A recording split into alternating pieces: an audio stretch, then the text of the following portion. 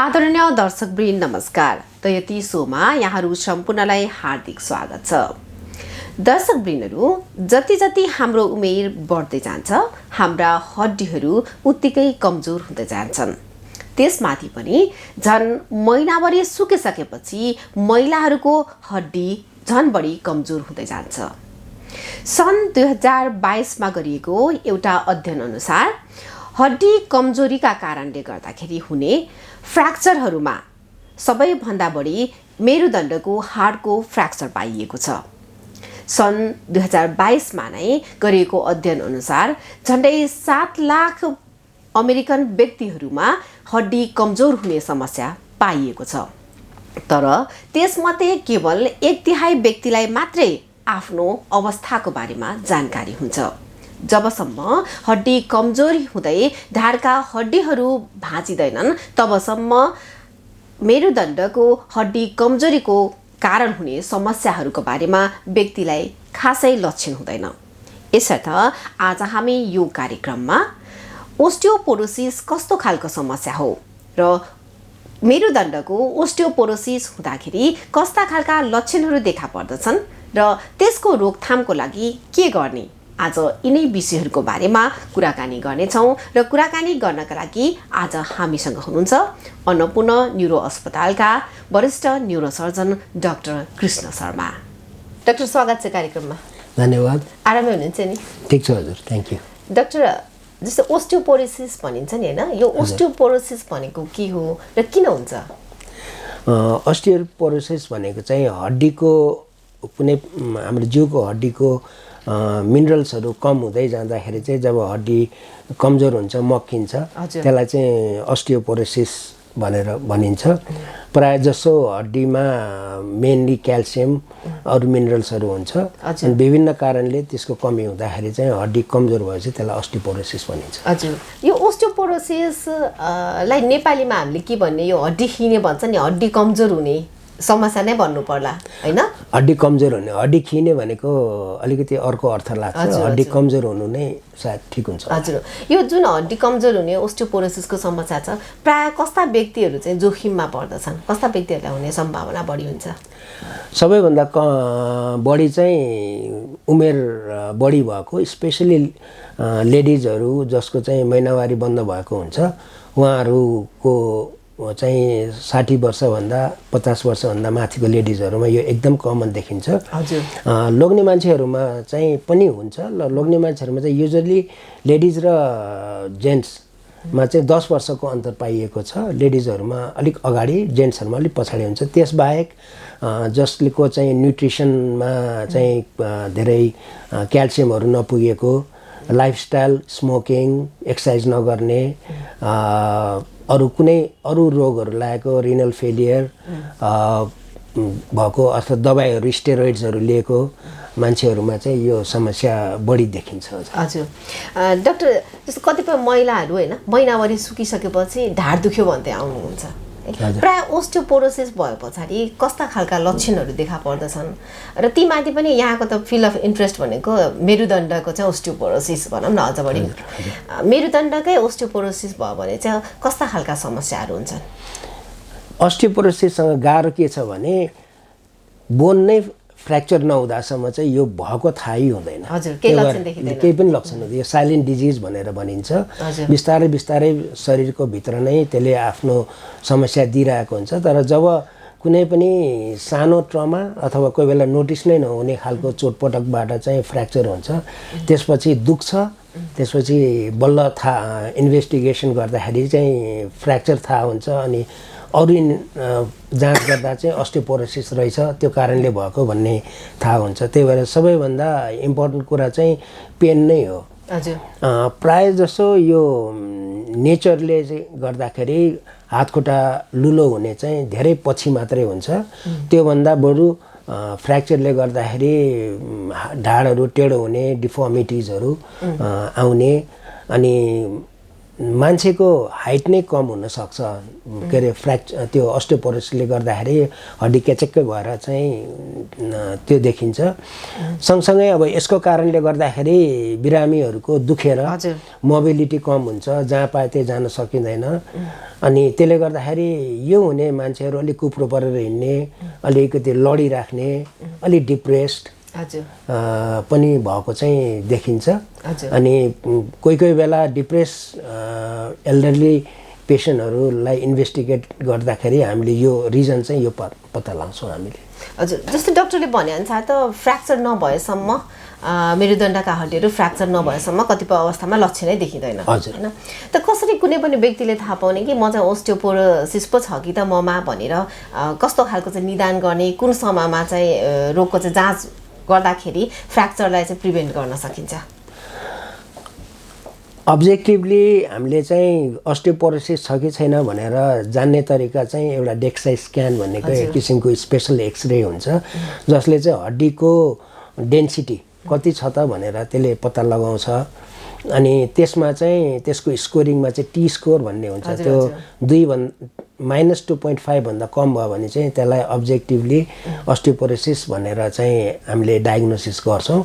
तर चाहिँ प्र्याक्टिकली यो त्यत्तिकै ऱ्यान्डमली गर्ने कुरा चाहिँ आउँदैन। तर हाई रिस्क पेसेन्टहरूमा जस्तो पोस्ट मेनोपॉजल लेडिजहरू भयो, स्टेरोइड्सहरू लामो टाइमसँग खानुभएकोहरू भयो, क्याल्सियमसँग रिलेटेड डिजिजहरू जस्तै हाइपर थाइरोइडिजम, उहाँहरू चाहिँ हाई रिस्कमा पर्नुहुन्छ। स्मोकर्सहरू उहाँहरूलाई पनि म चाहिँ स्क्रिन गर्नुको लागि बिचबिचमा सल्लाह दिन्छु। अनि त्यस्तो रिस्क भएको बिरामीहरूलाई अलिअलि ढाड दुख्ने भयो भने चाहिँ यो डेक्सा स्क्यान गरेर चाहिँ गर्नु राम्रो हुन्छ। खासै एक्सरेहरूले धेरै लेट स्टेजमा मात्रै यो रोग पत्ता लाग्न सक्छ। अब आजकल मोडर्नमा एमआरआई सिटी स्क्यानहरू पनि गरिन्छ, तर एमआरआईले बेसिकली हेर्ने भनेको चाहिँ त्यो फ्र्याक्चरले नसा च्यापेको छ कि छैन भनेर मात्रै थाहा हुन्छ। अस्टियोपोरोसिसको डायग्नोसिस चाहिँ एज सच एमआरआई सिटी स्क्यानले दिँदैन। हजुर, भनेपछि सामान्य एक्सरे सिटी स्क्यान एमआरआईबाट थाहा नपाउन सकिन्छ, जोखिममा परेकाहरूले डेक्सा स्क्यान नै गर्नुपर्ने आवश्यक छ हैन त डाक्टर? हजुर हजुर हजुर। जस्तो हामीले स्पाइन फ्र्याक्चरको कुरा गऱ्यौँ नि, ओस्टियोपोरोसिसको कारण हुने, त्यो प्राय कुन लेभलमा चाहिँ बढी देखिन्छ? अस्टियोपोरोसिसले असर गर्ने भनेको चाहिँ वेट बेरिङ बोनहरूमा, जसले चाहिँ शरीरको चाहिँ तौल लिन्छ भन्नेमा पर्छ। मेनली फिमर भनेको खुट्टाको हड्डी र ढाडको हड्डी पर्छ। ढाडको हड्डीहरूमा पनि घाँटीमा चाहिँ युजुअली घाँटीको हड्डीमा अस्टियोपोरोसिस देखिँदैन। लम्बर भनेको तल्लो ढाड अथवा बिचको ढाडमा चाहिँ अस्टियोपोरोसिस बढी देखिन्छ। अनि यो लेडिजहरूमा चाहिँ लाइफ टाइम रिस्क भनेको चाहिँ 40-50% लेडिजहरूमा स्पेसली महिनावारी बन्द भइसकेपछि चाहिँ यो देखिएको छ। रिलेटिभली आधा मात्रै लोग्ने मान्छेहरूमा चाहिँ यो रोग देखिएको छ। हजुर, भनेपछि पुरुषहरूमा चाहिँ कम मात्रामा हुने, महिलामा चाहिँ बढी मात्रामा देखियो नि, यो के हर्मोनल चाहिँ रिलेसनसँग केही सम्बन्ध छ? हजुर, इस्ट्रोजन भनेको हर्मोनले चाहिँ हड्डी बनाउने हार्मोन हो। अनि जब महिनावारी रोकिएपछि इस्ट्रोजनको मात्रा कम हुन्छ, त्यसपछि शरीरमा जहिले पनि बनाउने र भित्काउने क्रम जारी हुन्छ। तर चाहिँ अस्टियोपोरोसिसमा चाहिँ के हो भने भित्काउने क्रम बढी हुन्छ अनि बन्ने क्रम कम हुन्छ। अनि इस्ट्रोजनको कमीमा चाहिँ बिग्रिने भित्काउने बढी भएको हुनाले हड्डी कमजोर हुने। हजुर, जस्तो अब हामी कुरा गरौँ उपचारको, जस्तो हड्डी कमजोर भइसकेपछि त्यसको उपचार सम्भव छ कि छैन त? हजुर, पक्कै पनि कुनै पनि रोगलाई चाहिँ जति छिटो अर्ली स्टेजमा पत्ता लगाउन सक्यो त्यति नै त्यसको उपचार सरल र सम्भव हुन्छ। अस्टियोपोरोसिस पनि बेलैमा हामीले उपचार डायग्नोसिस गर्न पायौँ भने दबाई, अब पेनको लागि सामान्य पेन किलरहरू, अब फ्र्याक्चरहरू अथवा डिफर्मिटी भएकोलाई पनि सामान्य एक्सर्साइज, ब्रेसहरू लगाएर पनि गर्न सकिन्छ तर चाहिँ अलिकति ढिलो चाहिँ थाहा भयो निकै पेन भइरहेको बेलामा उहाँहरूलाई हामीले भेट्यौँ भने सायद साधारण दबाईले नभएर अरू एन्टी अस्टियोपोरोटिक ड्रग्स भन्छौँ टेरिपेप्टाइड यो हार्मोन्सहरू प्रयोग गर्नुपर्ने जरुरी हुन्छ होला त्यही भएर चाहिँ यो डेफिनेटली कति छिटो हामीले यो रोगलाई पत्ता लगाउन सक्छौँ त्यही अनुसार कति सहज रूपमा उपचार गर्न सकिन्छ जस्तो लाग्छ उपचार त पक्कै हुन्छ तर प्रिभेन्टिभ मेजर्सहरूलाई चाहिँ बढी जोड दिनुपर्छ जस्तो मलाई चाहिँ लाग्छ हजुर जस्तो हामीले देख्छौँ नि विदेश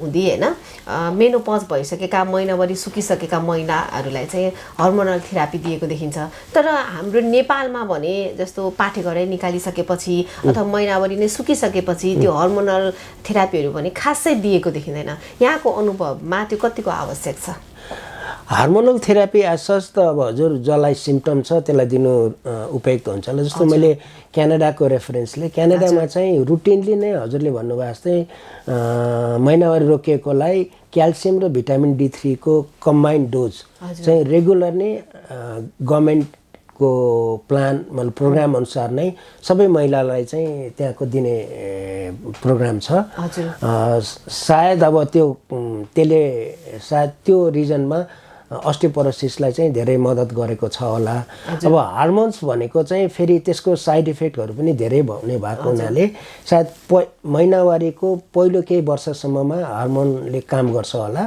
त्यसपछि त्यसलाई कन्टिन्यू गर्नुभन्दा पनि क्याल्सियम र भिटामिन D3 र अरू हड्डी बलियो बनाउने एजेन्टहरूमा जोड दिनु राम्रो हुन्छ होला जुन क्याल्सियम र भिटामिन D को कुरा गऱ्यौँ त्यसमा पनि धेरै बिरामीहरूको जहिले पनि प्रश्न हुन्छ कि कति समय खाने त मेरो चाहिँ अस्टियोपोरोसिस छ अब जिन्दगीभरै खाने हो कि भन्ने छ त्यसमा हजुरको अनुभव के छ अब यो दबाई कहिलेसम्म खाने भन्ने कुरा डिटर्मिन गर्ने अब्जेक्टिभ तरिका चाहिँ डेक्सा स्क्यान नै हो डेक्सा स्क्यानमा चाहिँ नर्मल भनेको -1 देखि माथि हुनु पर्यो अस्टोपेनिया भनेको चाहिँ हड्डी अलिकति कमजोर त्यसलाई चाहिँ -1 to -2.5 हो अनि -2.5 भन्दा तल भयो भने चाहिँ अस्टियोपोरोसिस त्यहाँ चाहिँ फ्र्याक्चरहरू हुने रिस्क बढी भयो त्यसले गर्दाखेरि क्याल्सियम र भिटामिन D3 खाँदै जाँदाखेरि र भनौँ न 6 महिना वर्ष दिनमा डेक्सा स्क्यान गरेर हेर्दाखेरि त्यो लेभलमा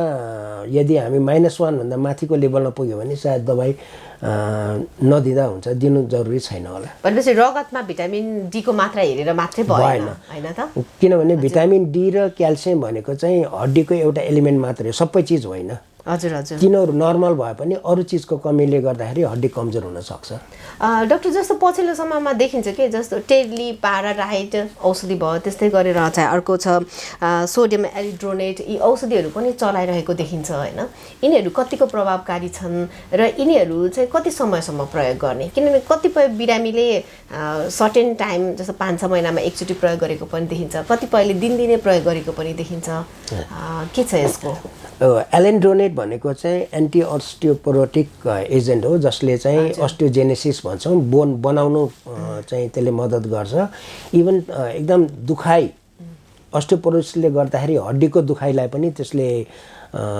राम्रो मद्दत चाहिँ गर्छ अब यसको एडभान्टेज चाहिँ यो ट्याब्लेटमा पाइन्छ अनि हप्ताको एउटा महिनाको एउटा यसरी खान सकिन्छ साह्रै एक्सपेन्सिभ पनि छैन त्यसले गर्दाखेरि जसलाई डायग्नोसिस भएको छ कि अस्टियोपोरोसिस छ स्पेशली फ्र्याक्चर भएको छ उहाँहरूले चाहिँ अघि मैले भने जस्तै डेक्सा स्क्यानको फलोअपमा नर्मल नआउँदासम्म यो एलेन्ड्रोनेटहरू चाहिँ दिनु राम्रो हुन्छ टेरिप्याराटाइडको कुरा चाहिँ यो सिन्थेटिक प्याराथार्मोन हर्मोन हो यो महँगो पनि छ अनि इन्जेक्सनमा पनि दिनुपर्छ यो नेपालमा एभाइलेबल छ तर चाहिँ हरेक उपचार चाहिँ एज ए स्टेप बाई पहिला चाहिँ एलेन्ड्रोइडले ट्याब्लेटमा गर्ने र पनि भएन इफेक्टिभ भएन भने हामी टेरिप्याराटाइडको मा पनि जान सक्छौँ होला त्यो एभाइलेबल छ अनि सिभियर पेन एकदम धेरै ढाड दुखाइ अस्टियोपोरोसिस थियो भने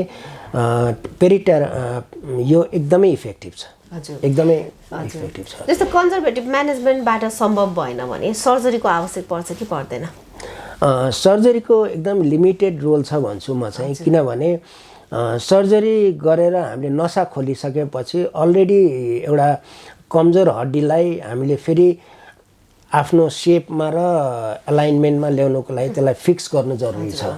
तर चाहिँ कमजोर हड्डीमा फिक्स गर्नलाई कुनै पनि रड स्क्रु यिनीहरू चाहिँ अडिँदैन यदि हड्डी एकदम कमजोर छ भने। त्यो भएको हुनाले यो चाहिँ हड्डी बलियो पनि हुनु पर्यो।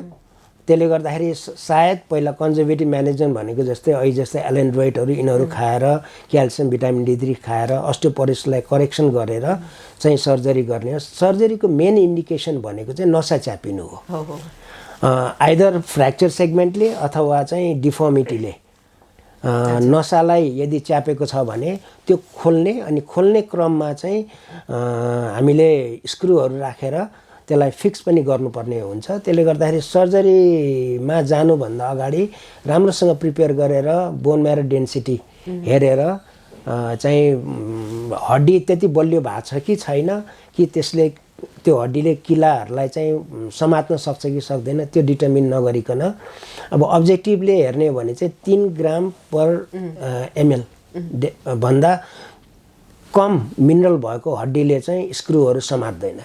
जुन यो BMD छ नि, बोन मिनरल डेन्सिटी, त्यसमा पनि धेरै बिरामीहरूले जिज्ञासा राख्नु भएको हुन्छ कि मेरो यहाँ गयो यो BMD टेस्ट गराएको छ के हो त यो भन्ने चाहिँ प्रश्न गर्नुहुन्छ।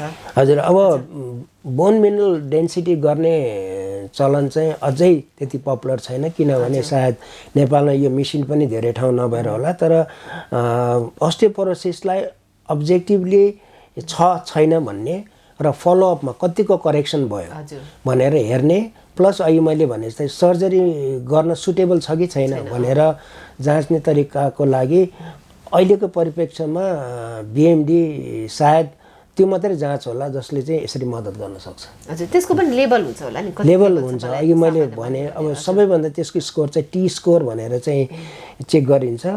-1 भन्दा माथिलाई चाहिँ हामी नर्मल भन्छौँ। अब यो चाहिँ बेसिकली नर्मल मान्छे, त्यो एजको नर्मल मान्छेकोसँग रेसियो हेरेको हो T स्कोर भनेको चाहिँ। अब नर्मल मान्छे भन्दा -1 सम्म पनि इट इज टलरेबल भनेर चाहिँ -1 सम्मलाई नर्मल भनिन्छ। -1 to 2.5 लाई चाहिँ अस्टोपेनिया भनिन्छ, भनेको अलिकति कमजोर तर त्यति कमजोर छैन भन्ने हुन्छ। तर ट्रिटमेन्ट चाहिँ अस्टोपेनिया भइसकेपछि पनि दबाई सुरु चाहिँ गरिहाल्नु पर्यो, किनभने त्यो अस्टियोपोरोसिसमा जान सक्छ। त्यो भएको हुनाले इम्प्रुभ गर्नको लागि चाहिँ हामीले कन्जर्भेटिभ म्यानेजमेन्ट दबाईबाट सुरु गरिहाल्नु पर्यो।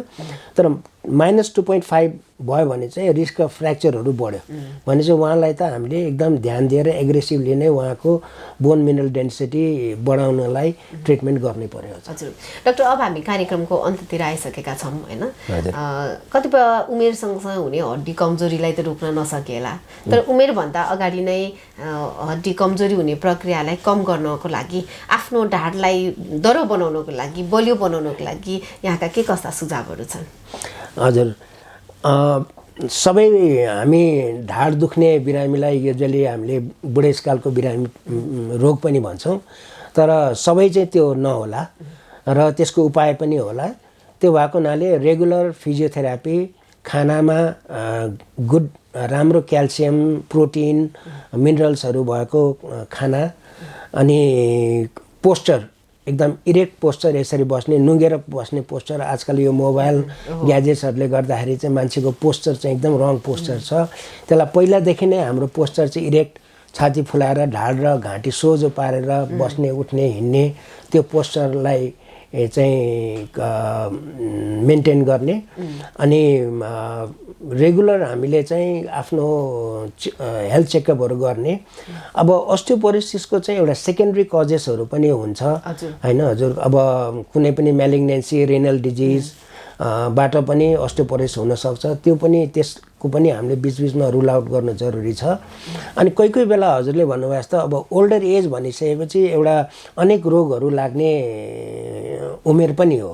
त्यसले गर्दाखेरि हड्डी खेर हुनसक्छ, ट्रमाले हुनसक्छ, चोटपटक लागेर हुनसक्छ, अरू म्यालिग्नेन्सीहरू हुनसक्छ, इन्फेक्सनहरू हुनसक्छ। त्यसले गर्दा अस्टियोपोरोसिस जस्तै प्रेजेन्टेसन चाहिँ यी रोगहरूले पनि दिने भएको हुनाले अब अलिकति उमेर पुगेको मान्छेलाई ढाड दुख्ने बित्तिकै घर परिवार, डक्टरले चाहिँ त्यसलाई सिरियसली लिएर तुरुन्तै इन्भेस्टिगेसन हामीले टाइममै गर्न सक्यौँ भने अस्टियोपोरोसिस भए पनि निको हुन्छ, एज वेल एज अरू कुनै रोग छ भने पनि त्यसको पनि उपचार हुनसक्छ, बिरामी निको हुनसक्छ होला। हजुर, धन्यवाद डाक्टर।